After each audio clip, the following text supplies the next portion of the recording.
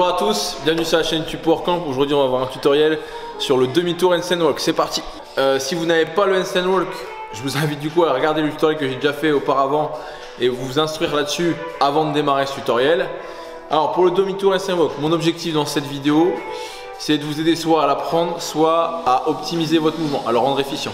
Un mouvement efficient, c'est un mouvement qui est rapide, donc qui vous fait gagner du temps sur votre WOD, et c'est aussi un mouvement qui est moins coûteux pour vous en énergie. Donc vous allez plus vite et vous êtes moins fatigué à la fin. Pour ceux qui ne connaissent pas du tout, qui savent juste marcher tout droit, ça va être une découverte pour vous.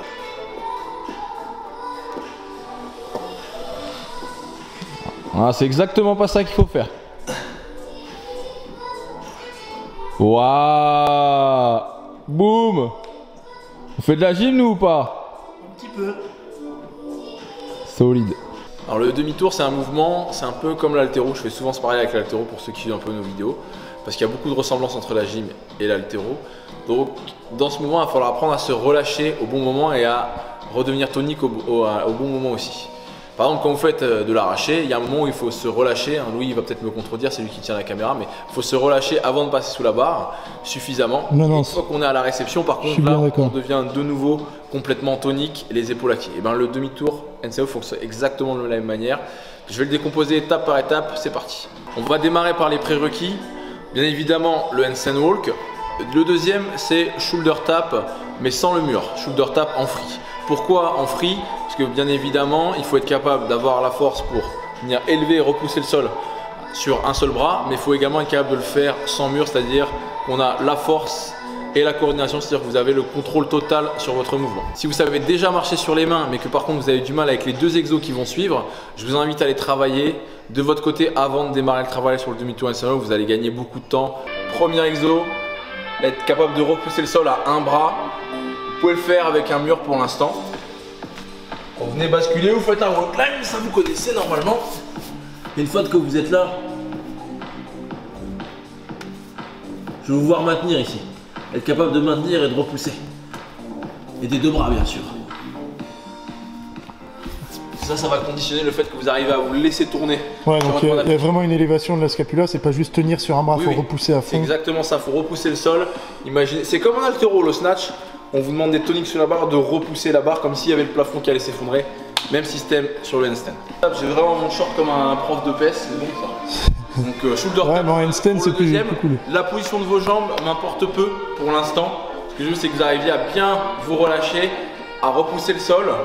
Donc les jambes on s'en fout et si vous pivotez on s'en fout aussi. Vous allez voir d'ailleurs que au bout d'un moment quand vous faites beaucoup de répétitions, vous allez finir par tourner et faire des demi-tours.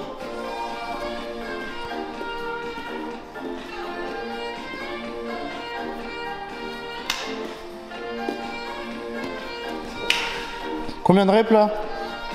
Je dirais qu'il faudrait au moins en faire 15 minimum. Être capable d'en faire 15, donc 15 minimum, quand on travaille on fait des séries de quoi? 8-10 minimum. Ouais, 8-10. En fait pour ces exos là j'ai envie de dire il n'y a pas de limite. Si vous savez en faire 50 vous serez encore plus à l'aise parce que ça veut dire que vos épaules elles sont endurantes en soi. C'est-à-dire que vous avez de l'endurance, donc pour les WOD quand il y aura du handstand walk, même s'il y a d'autres exos qui sollicitent la même zone musculaire, vous n'allez pas être carbonisé. Petit rappel sur la position des mains. Quand vous faites du handstand hold ou que vous faites des HSPU, on va vous demander d'avoir les doigts qui sont complètement orientés vers l'avant. Pourquoi? Parce que comme ça vous pouvez gérer, gratter le sol et appliquer plus de force. Et ça vous aide du coup à être beaucoup plus fort sur ces mouvements. Par contre, quand on fait du handstand walk, il y a du déport vers l'avant. Et si vous êtes comme moi et que vous n'avez pas une extension complète des poignets, vous allez les traumatiser en leur mettant beaucoup de poids dessus. Donc ce que je vous invite à faire, c'est ouvrir légèrement les mains. Alors pas trop non plus, parce qu'il faut quand même qu'on garde quelques doigts pour gripper le sol. Si vous faites ça, vous gardez le pouce, l'index et le majeur. Comme ça, il n'y a plus rien. Donc un entre deux. Ça, c'est pour la position des mains. Premier exercice, vous allez choisir une main d'appui. Moi, je suis droitier. Et donc c'est de côté droit que vous allez devoir pivoter, pas l'inverse. Je vois beaucoup de crossfitters qui sont droitiers et qui du coup pivotent à gauche. Je ne sais pas trop pourquoi. En tout cas, il va falloir changer de côté si c'est le cas et pivoter sur votre bras d'appui. Encore une fois, moi c'est le droit, c'est le bras sur lequel vous êtes le plus fort, sur lequel vous arrivez à bien repousser votre poids de corps. Alors la première étape, vous allez bien sûr partir en handstand walk, marcher un petit peu, essayer de faire entre 4 et 6 pas maximum. Et à un moment, vous allez décaler votre main droite vers l'avant. Et quand je dis la décaler, c'est-à-dire que ça doit être suffisamment marqué. Pourquoi? Parce que ça va vous permettre de créer un décalage et du coup de créer de l'inertie. Donc je vous montre. Ce vous allez faire avancer la main droite et on enlève la main gauche et on attend de voir ce qui se passe.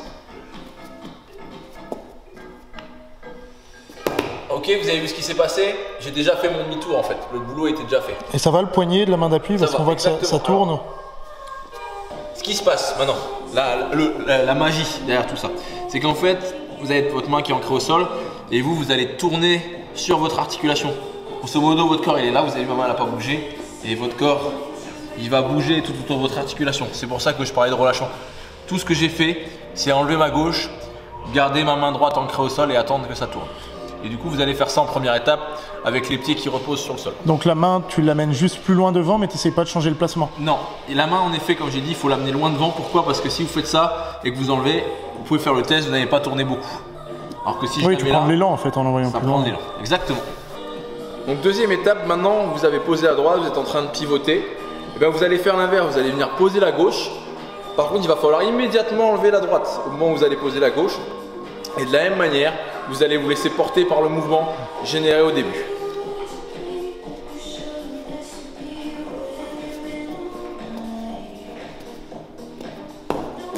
Alors, vous avez vu là, j'ai fait mon demi-tour complet, par contre il n'y avait pas de contrôle.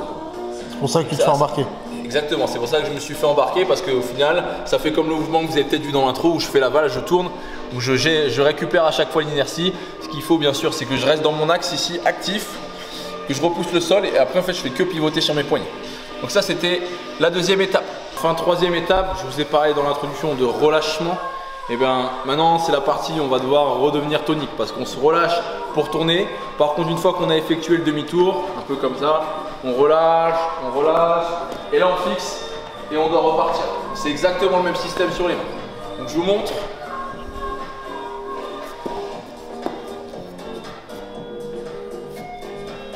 Alors j'ai volontairement marqué un arrêt ici pour vous montrer, mais vous n'êtes pas obligé de le faire.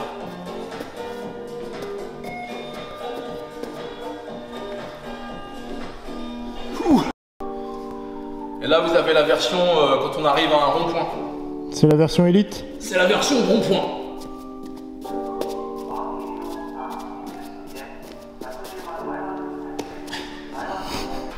Maintenant les erreurs à éviter, tournez sur le mauvais bras comme je disais tout à l'heure. Si vous êtes droitier, normalement vous êtes censé être plus fort en maintien sur votre bras droit. Du coup c'est ce pied là, ou cette main là pardon, qui doit aller en avant. Ça c'est la première erreur. La deuxième, c'est que vous relâchez la main droite. Par contre vous ne l'avancez pas suffisamment. Donc bien décaler la main droite, ça doit vraiment être marqué très très fort ce mouvement.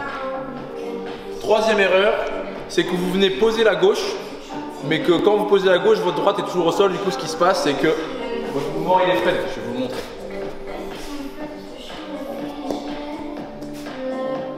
Donc là, vous faites un quart de tour. Il faut absolument enlever votre main droite. Et tu es obligé de faire plein de petits pas du coup pour réussir à le finir. Et dernière erreur, c'est manque de tonus. Après, c'est pas vraiment une erreur, c'est plutôt un manque de pratique. C'est que vous allez complètement vous relâcher au début. Vous allez réussir à tourner. Par contre, vous allez avoir du mal sur le fait de repartir. Ce sera ça la partie en fait la plus dure sur ce mouvement. Marche sur les mains, Redon. Tu veux faire un petit demi-tour sur les mains? Ouais. Non, vas-y, viens ici, on voit pas là. Voilà. T'arrives à faire le demi-tour, Redon? J'ai essayé, jamais réussi. Ah, vous voyez, alors exactement parfait. Vous avez vu les droitiers, mais dans le sens. Et les droitiers, il a tourné du côté gauche. C'est pas ça le demi-tour qui est demandé, Redon. Antoine, à toi. Je sais pas pourquoi, c'est intéressant. Les gars, je suis altéro, je vais vous ridiculiser, donc c'est pas bien ça. J'avais jamais réussi. Alors, Antoine, c'est déjà mieux. Oh la banane. Allez, à mon tour, Robin. Facile.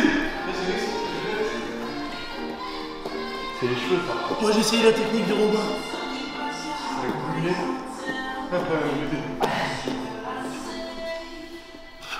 Tiens, Antoine. Bisous. Oh, Nick, je peux plus arrêter.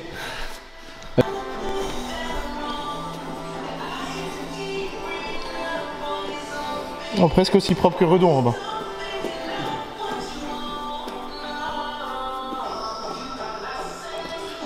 Merci d'avoir regardé cette vidéo jusqu'au bout. Je vous ai proposé cette vidéo parce que je pense qu'il y a beaucoup de gens qui regardent la chaîne qui sont confinés chez eux, mais qui ont un jardin et qui donc ont l'opportunité pour le travailler. Si vous le voulez vraiment, ce mouvement, c'est pas compliqué, essayez de le faire 1000 fois avant la fin de la quarantaine et on verra si vous l'avez pas à la fin.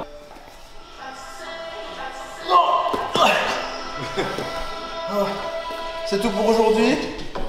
Merci d'avoir suivi la vidéo jusqu'au bout. Et le prochain tuto de gym, je sais pas ce que ce sera, mais ça va vous plaire, ne vous inquiétez pas. Salut.